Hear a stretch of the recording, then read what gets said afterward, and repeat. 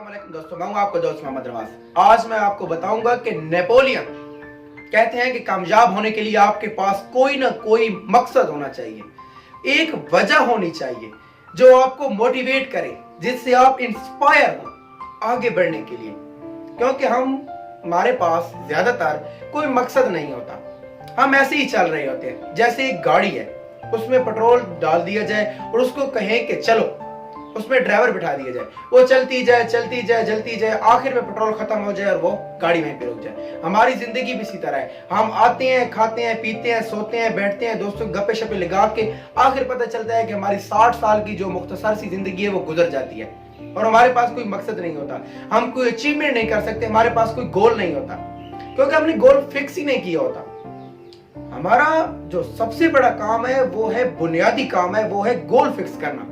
हमें शुरुआत से ही 6ठी क्लास से, 5वीं क्लास से, 2री क्लास से, 3री क्लास से बच्चों को बता देना चाहिए कि बेटा आपने ये काम करना है। आप उनको बताएं कि बेटा इस फील्ड में जाओगे तो ये मिलेगा, इस फील्ड में जाओगे तो ये मिलेगा।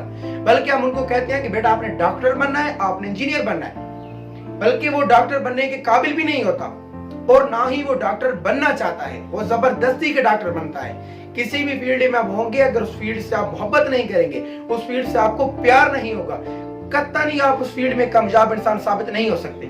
चाहे आपकी 2 लाख सैलरी हो, लेकिन आप उसमें कामयाब नहीं हो सकते। कामयाबी हो गए तो खुशहाल नहीं हो सकते, सुकून नहीं मिलेगा। भाई 10 लाख रुपए तनख्वाह लेकर 1 महीने की आप खुश ना हो, फिर उस फायदा है? कोई फायदा नहीं है। आपका जो सबसे बड़ा काम है वो है अपना गोल फिक्स करना, अपना टारगेट बनाना। जिंदगी में कोई टारगेट होना चाहिए। इंसान किसी को बताए, जब 50 साल बाद उसको बताए कि बेटा जब मैं आप नौजवान होता था तो मैंने जवानी में गोल फिक्स किया था और उसको अचीव किया था।